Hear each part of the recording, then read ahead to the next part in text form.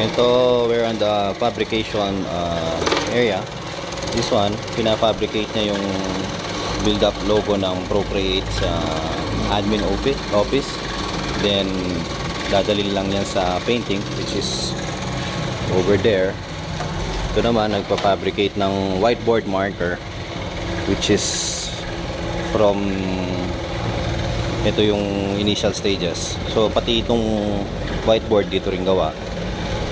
So, ayan, gamit ko. Pati ako nagpa-fabricate mga stickers because they will have to label it ng ganyan. So, dito, pinabricate yung mga road banners ng SM.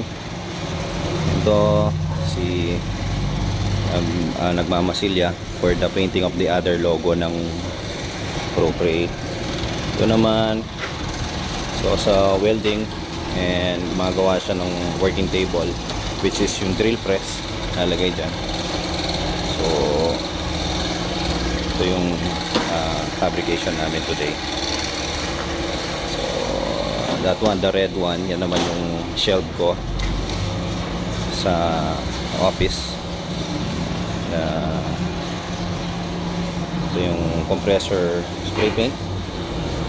So other things ng equipments ng fabrication is over the other side.